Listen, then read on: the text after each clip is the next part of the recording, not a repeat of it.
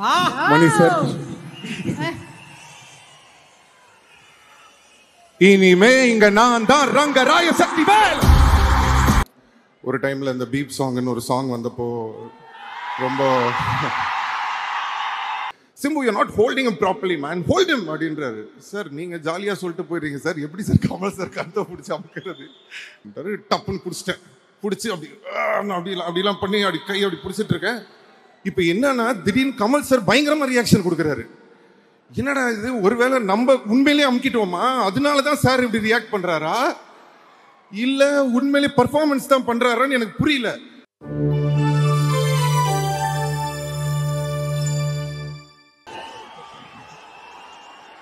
இறைவனுக்கு வணக்கம்.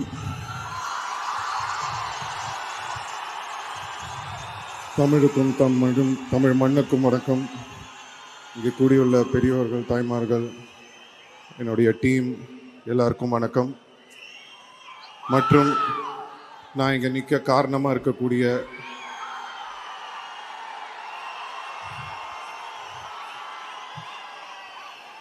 என் ரத்தமான ரசிகர்களுக்கு வணக்கம்.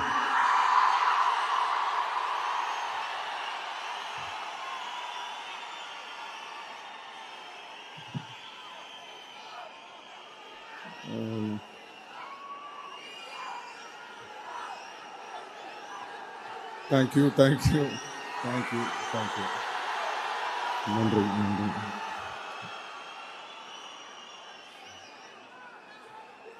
லவ் யூ மா, love you. Thank you. First Madras Talkies அவர்களுக்கு என்னுடைய நன்றியை தெரிவிச்சுக்கிறேன். Thank you Siva sir, means a lot. And thank you Suhasini ma'am, ரொம்ப thanks. Nithya ma'am, thank you so much. And Raj Kamal, Mahendran sir, thank you for this film. And Disney, உங்களோட heart ஒர்க்குக்கு hats off, thank you. Red Giant இந்த படத்தை release பண்ணுறாங்க, thanks to உதயனா, thank you. Shenbagamoorthy sir, thank you.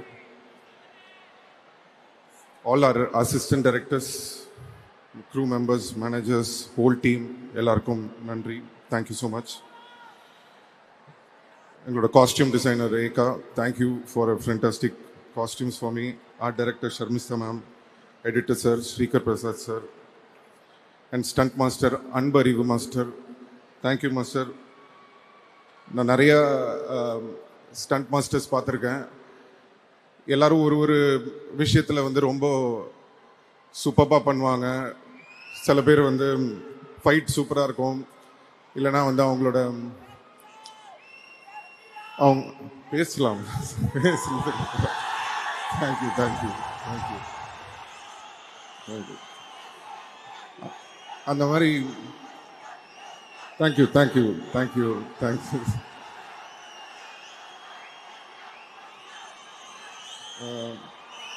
So எல்லா மாஸ்டர்ஸ்கிட்டையும் ஒரு தனித்தனியாக ஒரு விஷயம் பார்ப்போம். அது எல்லாமே சேர்ந்து ஒரு மாஸ்டர்ஸ் கிட்ட நான் பார்த்தது அன்பறிவு மாஸ்டர் கிட்ட தான்.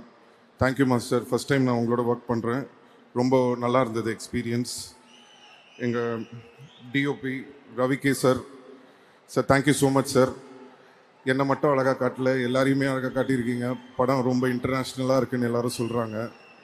அண்ட் உங்களோட மேனிஃபெஸ்டேஷன் நினைக்கிறேன், நான் இந்த படம் நடிக்கணும்னு நீங்கள் சொல்லிகிட்டே இருந்தீங்க. So finally that has happened. And thanks to all my costars, Saniya Vaiyapuri அண்ணன், அலி ஃபசல், சின்னி ஜெயந்த்ண்ணன், வடிவுக்கர் சிம்மா, Sanjana, and Arun Chidambaram. Is a young, ஒரு புது டேலண்ட், என் கூட சேர்ந்து நடிச்சிருக்காரு, ரொம்ப அருமையாக பண்ணீங்க. So I wish him all the very best. பக்ஸ் அவரோட ஃபஸ்ட் டைம் ஒர்க் பண்ணுறேன், ரொம்ப நல்லா இருந்தது. Thank you. Joju George, thank you sir. எனக்கு உங்களை ரொம்ப பிடிக்கும். உங்களோட பர்ஃபார்மன்ஸ், உங்களுக்கு இருக்கிற அந்த ஸ்க்ரீன் ப்ரெசன்ஸ் பார்க்கும்போது ரொம்ப பொறாமையாக இருக்கும். உங்களோட ஒர்க் பண்ணது ரொம்ப சந்தோஷம், ரொம்ப நல்லா பண்ணியிருக்கீங்க இந்த படத்தில். Thank you sir, all the best. And Aishwarya Lakshmi, அவங்களோட எனக்கு கம்மி தான், அவங்க thank you. Nassar sir, means a lot sir. நம்ம நிறைய படம் பண்ணியிருக்கோம் இதுக்கு முன்னாடி, பட் இந்த படத்தில் ஒர்க் பண்ணது ரொம்ப ஸ்பெஷல். என் கூட வந்து பையன் மாதிரி என்னை பார்த்துக்கிட்டீங்க. ரொம்ப அன்பாக இருந்தீங்க. நீங்களும் கமல் சாரும் நடிக்கிறது, பேசுகிறது அதெல்லாம் பார்க்கும்போது ரொம்ப சந்தோஷமாக இருந்தது. உங்களோட ஒர்க் பண்ண அந்த time. Thank you sir. Abirami ma'am, super. இந்த படத்தில் வந்து கண்டிப்பாக உங்களோட பர்ஃபார்மன்ஸ் எல்லோரும் பேசுவாங்கன்னு நான் நம்புகிறேன். ரொம்ப அருமையாக பண்ணியிருக்கீங்க. Welcome back to Tamil cinema. We missed you. And Ashok Selvan, ஒரு சச் அ கிரேட் டேலண்ட். ஒரு தம்பி மாதிரி. அவர் இன்னும் நிறைய படங்கள் பண்ணணும். அவருக்கு ஒரு அருமையான ஒரு டேலண்ட் இருக்குது. கண்டிப்பாக ஒரு மிகப்பெரிய ஆள். அவர் கண்டிப்பாக ஃப்யூச்சரில் வருவார். இந்த படத்தில் எங்களுக்கு கம்மியான சீன்ஸ் தான் கிடச்சிது. பட் இருந்தாலும் ஒர்க் பண்ணுறதுக்கு ரொம்ப அருமையான ஒரு மனிதர். ஐ wish him all the very best. Trisha,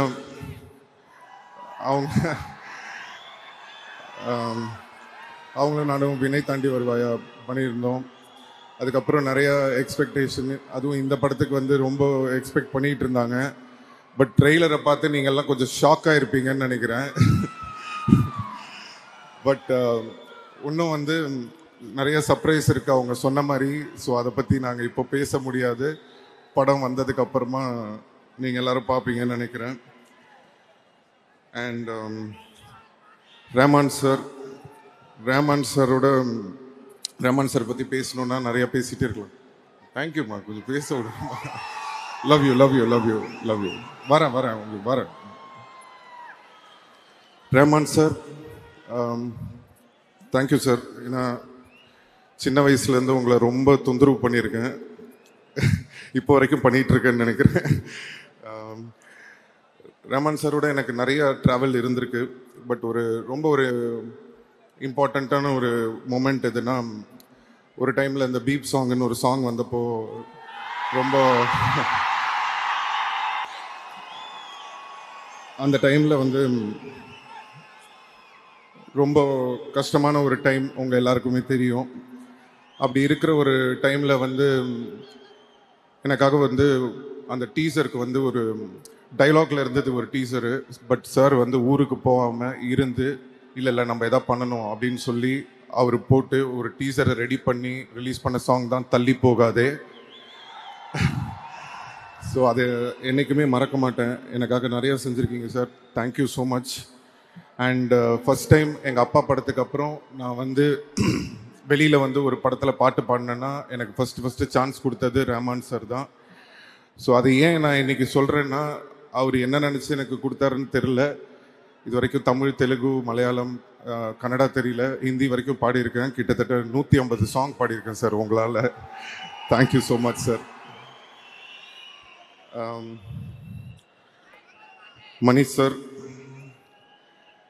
Manish சாரை பற்றி சொல்லணுன்னா, அவங்க யாருக்கும் தெரியாத ஒரு விஷயம் இருக்குது.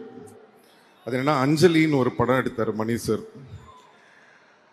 அந்த அஞ்சலி படத்தில் வந்து படம் ஃபுல்லாகவே சின்ன பசங்களாம் நடிச்சிருப்பாங்க.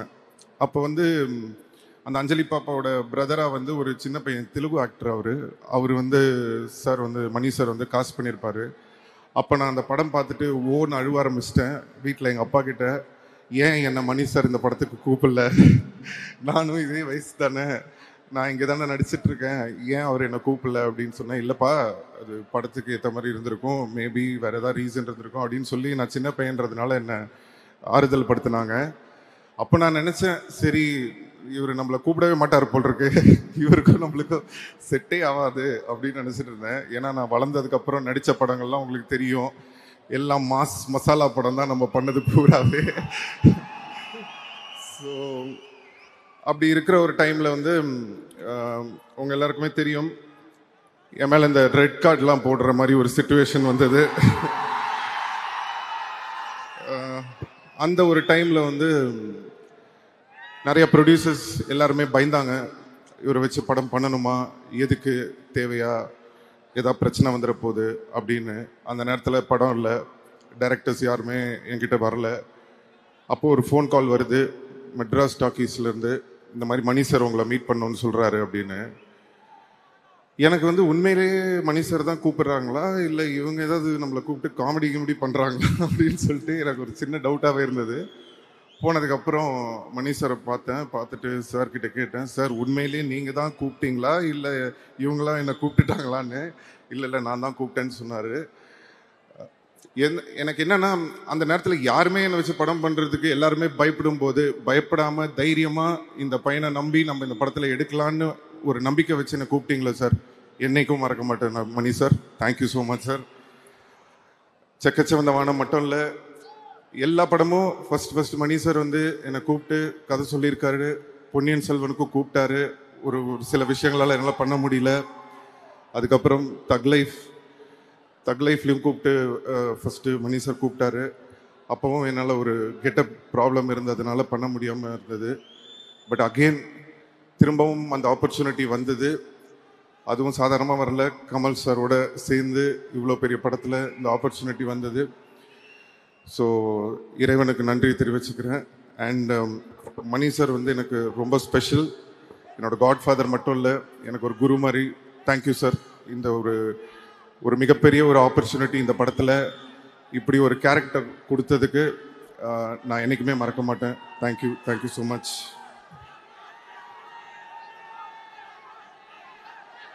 தேங்க்யூம்மா. பேசுகிறேன் அப்படி.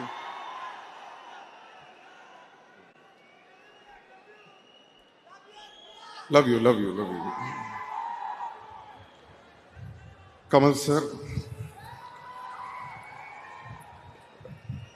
கமல் சார் பற்றி பேசணுன்னா நிறைய பேசிகிட்டே இருக்கலாம். பட் என்னன்னா அவர்கிட்ட கற்றுக்கிறதுக்கு நிறையா இருக்கும் அப்படின்னு நம்ம சொல்லும்போது ஒரு குருவாக நம்ம அவரை பார்க்குறோம்.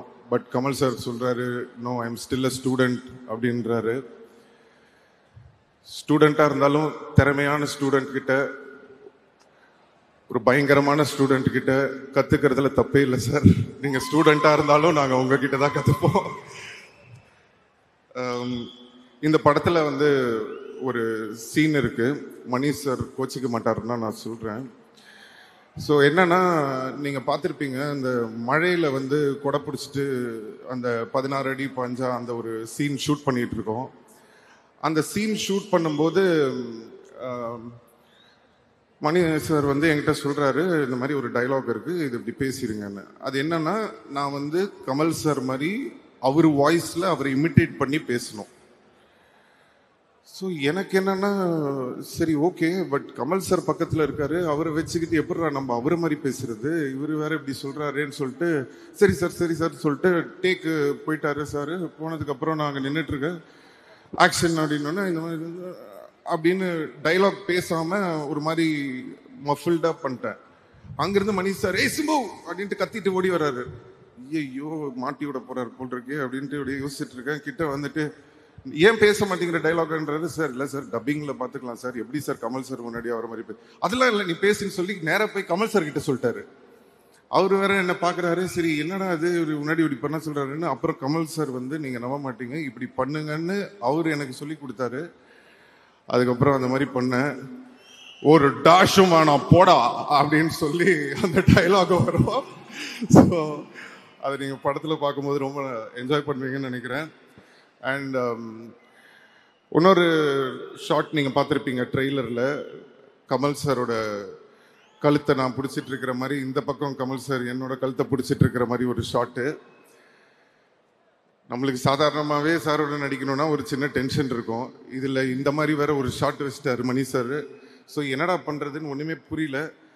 சரி ஓகே பண்ணி தான் ஆகணும் அப்படின்னு சொல்லிட்டு நின்றுட்டு இருக்கேன். இப்போ ஃபர்ஸ்ட் டேக் ரெடி ஆயிடுச்சு ஷார்ட்டுக்கு. கமல் சார் கிட்ட கேட்டு, சார் இந்த மாதிரி இப்படி பிடிப்பேன் ஓகே தானே சார்னா, அவரு அதெல்லாம் ஒன்றும் பிரச்சனை இல்லை அப்படின்ட்டாரு. சரி ஓகே ரெடி அப்படின்னு சொல்லிட்டு ஆக்ஷன் அப்படின்ட்டாரு. நான் அப்படி டக்குன்னு அப்படி பிடிக்கிறேன். பிடிக்கும்போது நான் சரி அந்த ஆக்ஷன் அப்படி பண்ணிட்டு லைட்டாக அப்படி வச்சுக்கலான்னு சொல்லிட்டு அப்படி ஆக்டிங் பண்ணி அப்படி நடிக்கிறேன். உடனே மணி சார் கட்ன்றார். ஐயோ என்னடா அது திருப்பி பிரச்சனை பண்ண போல இருக்கு அப்படின்னு சொல்லிட்டு கிட்ட வந்தாரு. மணி சார் சொல்றாரு, Simbu you not holding him properly man, hold him அப்படின்றாரு. சார் நீங்கள் ஜாலியாக சொல்லிட்டு போயிடுறீங்க சார், எப்படி சார் கமல் சார் கருத்தை பிடிச்சி அமுக்கிறது, விளையாடுறீங்களா சார்? இல்லை அது ஸ்க்ரீனில் நல்லா தெரியுது, so you have to do it அப்படின்ட்டாரு. சரி இவர் விடமாட்டார் போல் இருக்கு அப்படின்னு சொல்லிட்டு சரி ஓகே ரெண்டாவது டேக் வரும்போது திருப்பி டக்குன்னு அப்படி பிடிக்கிறேன். இப்போ என்னன்னா கொஞ்சம் எக்ஸ்ட்ராவாக ஒரு பவர் கொடுத்து அப்படி லைட்டாக அப்படி பிடிச்சி ஃபேஸ்லலாம் இப்படி கொஞ்சம்லாம் பண்ணுறேன் அப்படி எக்ஸ்ட்ரா. சரி பார்த்துட்டு விட்டுருவாரு அப்படின்னு சொல்லிட்டு அப்பவும் விட மாட்டேங்கிறாரு. கட் கட் கட் கட் கட்டுன்றாரு. என்னடா இது திருப்பி திருப்பி கட் கட் கட்டுன்றாரே, என்னன்னா இதுன்னு சொல்லிட்டு ஒண்ணுமே புரியல. சரி ஓகே, இந்த வாட்டி எனக்கு தெரிஞ்சு போச்சு, இதுக்கு மேல நம்ம வந்து கழுத்தை ஒழுங்கா பிடிக்கலன்னா இவர் நம்ம கழுத்தை பிடிச்சிருவாரு. ஸோ அதனால இந்த டேக்கை பிடிச்சிருவோன்னு சொல்லிட்டு கமல் சார் கிட்ட கூட, சார் கொஞ்சம் அப்படி ஃபாஸ்ட்டாக பிடிப்பேன் சார், ஒன்றும் பிரச்சனை இல்லை சார் அப்படின்னா, கமல் சார் பரவாயில்ல பரவாயில்ல நீங்கள் பண்ணுங்க அப்படின்ட்டார். இப்போ சரி ஓகே ரெடி ஆக்ஷன் அப்படின்ட்டாரு. டப்புன்னு பிடிச்சிட்டேன். பிடிச்சி அப்படிலாம் பண்ணி அப்படி கை அப்படி பிடிச்சிட்டு இருக்கேன். இப்போ என்னன்னா திடீர்னு கமல் சார் பயங்கரமா ரியாக்ஷன் கொடுக்குறாரு. என்னடா இது, ஒருவேளை நம்ம உண்மையிலேயே அமுக்கிட்டோமா, அதனால தான் சார் இப்படி ரியாக்ட் பண்றாரா, இல்ல உண்மையிலேயே பர்ஃபார்மன்ஸ் தான் பண்றாரான்னு எனக்கு புரியல. அவர் ஒண்ணு இப்படி ஏதோ ஒன்று பண்றாரு. எனக்கா ஐயோ இப்போ விட்டோம்னா மணி சார் திருப்பி ஒன் மோர் கேட்பாரு, இப்போ உண்மையிலேயே அமுக்கணும்னா கமல் சார் கோச்சுப்பாரு. என்னடா பண்றதுன்னு 1 செகண்ட் ஒண்ணுமே புரியல. அதுக்கப்புறம் அப்படியே கொஞ்சம் லைட்டாக அப்படி இது பண்ணி முடிச்சதுக்கப்புறமா அந்த சீன் ரொம்ப நல்லா வந்தது. சாரி கமல் சார், கொஞ்சம் உங்களை அப்படி பிடிச்சிட்டேன்னு நினைக்கிறேன், மன்னிச்சிருங்க. எல்லா காரணமும் மணி சார் தான். So love you. And Kamal சாரோட ஒர்க் பண்ண இந்த ஜேர்னி ஒரு அருமையான ஜேர்னி. நிறைய கற்றுக்க முடிஞ்சது. பொதுவாக வந்து நான் படங்கள் ஷூட்டிங் போகும்போது புது ஆக்டர்ஸ் இல்லை புதுசான யாராவது வந்திருக்காங்க அப்படின்னா அவங்க வந்து நம்ம கூட டான்ஸ் ஆடும்போதோ இல்லை பெர்ஃபார்ம் பண்ணும்போதோ ஒரு விஷயம் சொல்லுவாங்க, உங்களோட பெர்ஃபார்ம் பண்ணும்போது கொஞ்சம் பயமாக இருக்குது அப்படின்ற மாதிரி, கொஞ்சம் நர்வஸாக இருக்குது அப்படின்ற மாதிரிலாம் சொல்லுவாங்க. அப்போ நான் நினைப்பேன், ஒரு வேளை சும்மா நம்மளுக்காக சொல்கிறாங்க போல் இருக்குது நர்வஸாக இருக்குது அப்படின்லாம். அப்படின்னு பார்த்தா ஃபர்ஸ்ட் டைம் நான் வந்து கமல் சாரோட போய் நடிக்கும்போது இத்தனை நாளாக அவங்க எல்லாம் என்ன சொன்னாங்கன்றது எனக்கு அப்போ தான் புரிஞ்சுது. அப்படியே நெஞ்செல்லாம் படப்படன்னு ஆயிடுச்சு. பட் அவர் அவ்வளோ அழகாக, அதெல்லாம் ஒன்றும் கவலைப்படாதீங்க, அதெல்லாம் தூக்கி ஓரம் வச்சுட்டு இந்த கேரக்டர் நீங்கள் சூப்பராக பெர்ஃபார்ம் பண்ணோம், உங்களுக்காக இவ்வளோ நல்ல ஒரு கேரக்டர் மணி சார் கொடுத்துருக்காரு, தைரியமாக பண்ணுங்கன்னு சொல்லி ஒரு தன்னம்பிக்கை கொடுத்தாரு. தன்னம்பிக்கை கொடுத்தது மட்டும் இல்லை, நீங்கள் ட்ரெய்லர் பார்த்துருப்பீங்க, அவருக்கு பக்கத்தில் ஈக்குவலாக நடிக்கக்கூடிய ஒரு ஆப்பர்ச்சுனிட்டியும் கொடுத்துருக்காரு. தேங்க்யூ கமல் சார், என்னைக்கு மறக்க மாட்டேன். Thank you so much. இந்த இடத்துல வந்து நான் ஒரு நன்றியை சொல்லணும்னு நினைக்கிறேன். இந்த இடத்துல கொஞ்சம் நான் என்னுடைய தந்தை திரு டி ராஜேந்தர் அவர்களுக்கும் உஷா ராஜேந்தர் அவர்களுக்கும் இங்கே நான் வந்து நன்றி சொல்ல கடமைப்பட்டிருக்கேன். ஏன் அப்படின்னா, சின்ன வயசில் எல்லா பசங்களுக்கும் சாக்லேட் வாங்கி கொடுப்பாங்க, வெளில கூட்டு போவாங்க, படத்துக்கு கூட்டு போவாங்க, பீச்சுக்கு கூட்டு போவாங்க, விளையாட சொல்லுவாங்க, இல்லை படிக்க சொல்லுவாங்க. ஆனால் பிறந்ததுலேருந்து எனக்கு நடிக்க சொல்லி கொடுத்து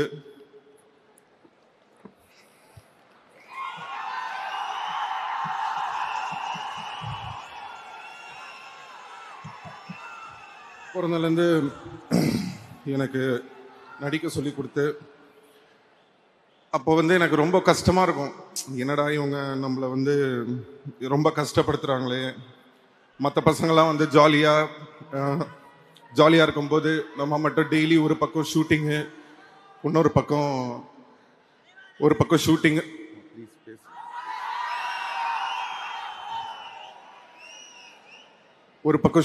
ஒரு பக்கம் வந்து படிக்கணும்.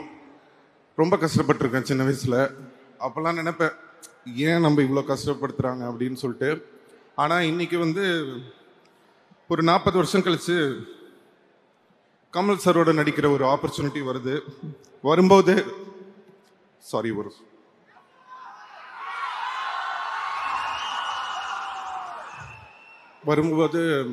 எல்லாரும் சொல்கிறாங்க, சிம்பு வந்து சின்ன வயசுலேருந்தே ரொம்ப இந்த சினிமாவில் வந்து அவருக்கு பாட தெரியும், ஆட தெரியும் எல்லாமே சொல்லும்போது அதுக்கு எல்லாமே காரணம் என்னோட அப்பா அம்மா, அவங்க தான். தேங்க்யூ அம்மா, தேங்க்யூப்பா.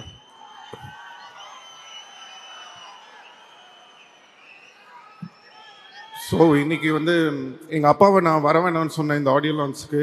ஏன்னா அவர் எமோஷனல் ஆகிடுவார் அப்போ அப்படின்னு நினச்சிட்டு அவரை வர வேணாம்னு சொன்னேன். கடைசியில் இப்போ நான் எமோஷனல் ஆகிற மாதிரி ஆயிடுச்சு. சாரி.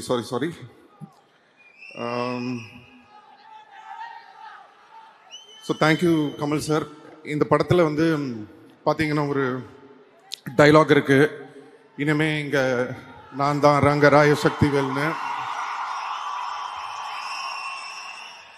அந்த டைலாக் வந்ததுக்கு அப்புறமா சோஷியல் மீடியாவில் எல்லா இடத்துலையும் வந்து நான் ஒரு விஷயம் பார்க்குறேன். கமல் சாருக்கு அப்புறம் இவர் தான் அந்த இடத்த பிடிக்க போகிறாரு, ஸோ கமல் சார் வந்து இவருக்கு அந்த இடத்த வந்து இது பண்ணியிருக்காரு அப்படின்லாம் சொல்கிறீங்க. நான் வந்து ஒன்றே ஒன்று சொல்லணும்னு ஆசைப்பட்றேன். தேவர் மகன் ஒரு படம் இருக்குது. அந்த தேவர் மகன் படத்தில் வந்து சிவாஜி சாரும் கமல் சாரும் நடிச்சிருப்பாங்க. அப்போது சிவாஜி சார் கூட கமல் சார் நடித்ததுனால it doesn't mean Sivaji sir இடத்துல போய் கமல் சார் உட்காந்துக்கிட்டாருன்னு அர்த்தம் கிடையாது. ஃபஸ்ட்டு அதை நம்ம புரிஞ்சுக்கணும். அதோட அர்த்தம் என்னன்னா, சிவாஜி கணேசன் சார் அவர் ஒரு மிகப்பெரிய லெஜண்ட். அவர் இடத்த யாராலையும் பிடிக்க முடியாது. அவருக்குன்னு ஒரு இடத்த அவர் வந்து கிரியேட் பண்ணி வச்சிட்டார். ஆனால் அதே மாதிரி கஷ்டப்பட்டு உழைச்சி நடித்து நெட்டையா குட்டையா அழகா அசிங்கமா விதமான கேரக்டர் நம்ம யோசிச்சு கூட பார்க்க முடியாத அளவுக்கு அவ்வளோ உழைப்பை போட்டு கஷ்டப்பட்டு தான் அவர் அந்த இடத்துக்கு வந்தாரே தவிர சும்மா அப்படி வந்து அவருக்கு அப்புறம் நான் அவர் உட்காரல. அதுதான் நம்ம உலக நாயகன் கமல் சார். ஸோ யாரோட இடமும் யாருக்கும் அப்படி ஈஸியாக கிடச்சிடாது, அதுக்காக உழைக்கணும். ஸோ இந்த படத்தில் வந்து கமல் சாருக்கு வந்து என்ன பண்ணியிருக்காரு அப்படின்னு நான் அந்த டைலாக்கை நான் எப்படி பார்க்குறேன் அப்படின்னு சொன்னால், கமல் சார் ஒரு இன்டர்வியூவில் சொல்லியிருந்தாரு, இனிமே வர ஜென்ரேஷனுங்க என் மேலே ஏறி போங்க, என் ஷோல்டரில் நீங்கள் நில்லுங்க, என் ஷோல்டர்லேருந்து நான் உங்களை தூக்கி விடுறேன்னு. சார், நான் உங்களை ஒரு ஏணிப்படியாக தான் சார் பார்க்குறேன். அந்த ஏணியாக நீங்கள் இருந்து என்னை ஏறி போங்க அப்படின்ற மாதிரி தான் நான் அதை எடுத்துக்கிறேன். உங்கள் மேலே கால் வச்சு உங்களை மிதிச்சு போல சார், உங்களை மதித்து தான் சார் போகிறோம். இப்படி ஒரு பெருந்தன்மை அடுத்த தலைமுறை வரணும் அப்படின்ற அந்த பெருந்தன்மை நிறைய பேருக்கு வராது. we have a lot to learn from you sir. thank you so much sir. நான் இதை வந்து ஸ்டேஜுக்காக சொல்ல, கண்டிப்பாக இதை நான் என்றைக்குமே மறக்க மாட்டேன். அதே மாதிரி நீங்கள் எப்படி மணி சாரும் சரி நீங்களும் சரி இந்த ஒரு ஆப்பர்ச்சுனிட்டி கொடுத்து எனக்கு ஒரு இடம் கொடுத்துருக்கீங்க. உங்களோட பேரை வந்து காப்பாற்றுற மாதிரி நான் மேலும் மேலும் மேலும் உழைச்சு அதுக்கான ஒரு தகுதியான ஒரு பர்சனாக நான் ஃப்யூச்சரில் கண்டிப்பாக வருவேன்றதை உங்களுக்கு நான் இன்னைக்கு சொல்லிக்கிறேன். Thank you sir, thank you. ரசிகர்கள்,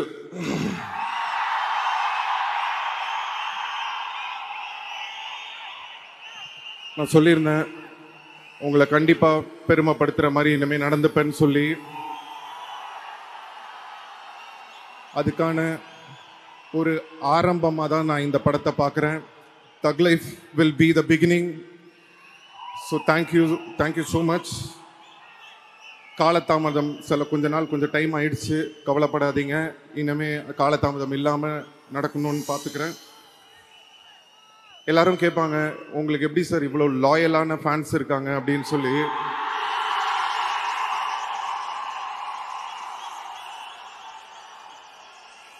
நான் சொல்லுவேன், என்னன்னா ஒரு 10 பேர் இருக்கிற ஒரு இடத்துல யாராவது ஒரு சில 2 பேர் நல்லவங்க இருப்பாங்க. அப்படி ஒரு சில நல்லவங்க இருக்கிறதுனால தான் இந்த உலகம் இன்னைக்கும் இயங்கிக்கிட்டு இருக்கு. அந்த மாதிரி அந்த ஒரு சில நல்லவங்க வந்து என் ரசிகராகவும் இருக்கிற ஒரு ஆப்பர்ச்சுனிட்டி எனக்கு கிடைச்சது.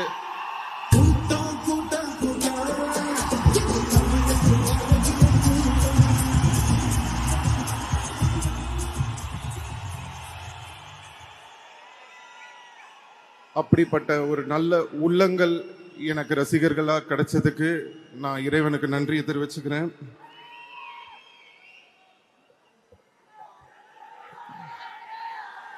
Thank you so much. அண்ட் தக் லைஃப் படத்தை பற்றி நான் பெருசாக பேச வேணான்னு நினைக்கிறேன். கண்டிப்பாக படம் பேசும். ஜூன் 5 ரிலீஸ் ஆகுது. உங்கள் எல்லாருடைய சப்போர்ட்டும் அன்பும் ஆதரவும் இருக்கும்னு நம்புகிறேன். தேங்க்யூ ஸோ மச் எல்லாருக்கும்.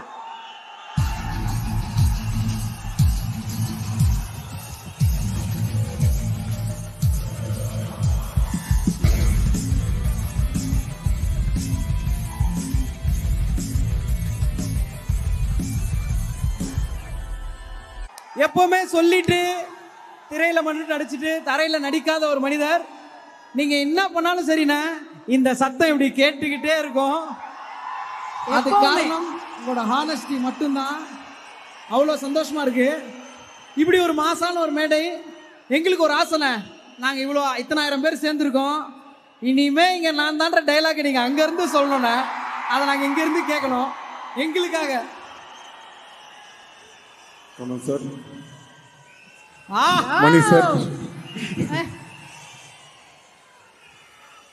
இனிமே இங்க நான் தான் ரங்கராய Sakthivel. Thank you so much, STR. We love you so